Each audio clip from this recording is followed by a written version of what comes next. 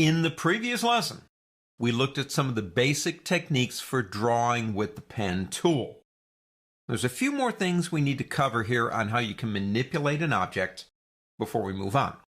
So I have a document open called Editing 101. It is in your exercise files, but to be honest with you, you can just say File Open. It's not really going to make that much difference. Let's come over here and pick up the pen tool. If we select it, we have Add, Delete, and Convert Anchor Point options. Now let's do this.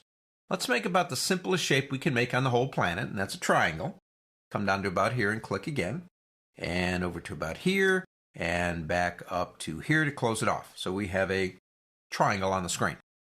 Let's say I want to manipulate the shape. Now we know if we come up to the direct selection tool, which is this one right here, we can select a point and move the point, or we can click and drag across, say, 2 points or more, and change it that way. That's no big deal. What if I want to add a point or take points away? Now that's what these tools are for, right under here. However, just like Adobe Illustrator, it is not really necessary to select these tools because all of them are embedded into the pen tool.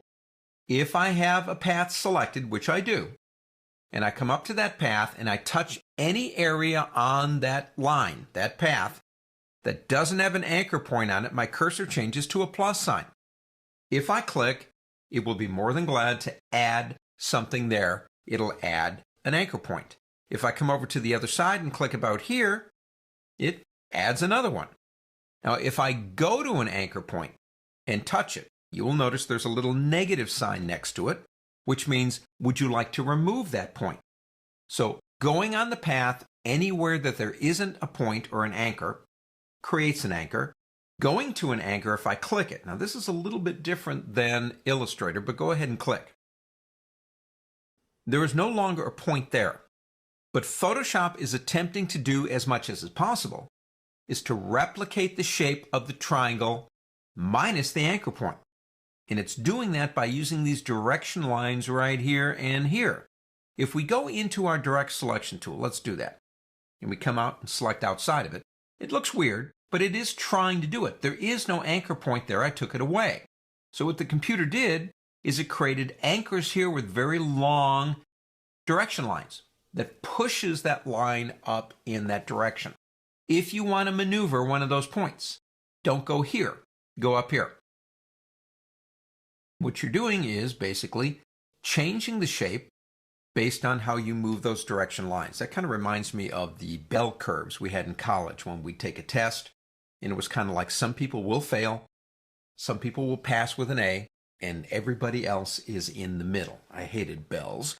But anyway, I could select these 2 points right here, and I could make it larger or smaller, which kind of makes it look a little bit more like a bell curve, I suppose. I added those just simply by clicking with the pen tool. Now there's another thing that we can do. There's something called the Convert tool. That's down here. What it does is it will convert a straight point, straight line, into a smooth or curved line, or vice versa.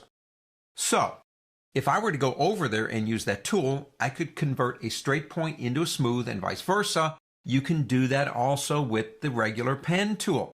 If I come over here and click on the line to select it, if I come over to this point and I want to convert that into a straight point, hold down the Alt key and you'll see that upside down V, that's what I call it. It's the convert.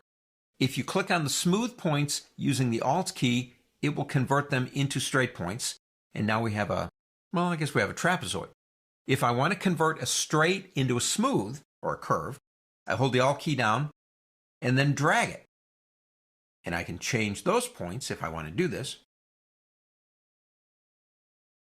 into curved. Now up here, we have a few other things.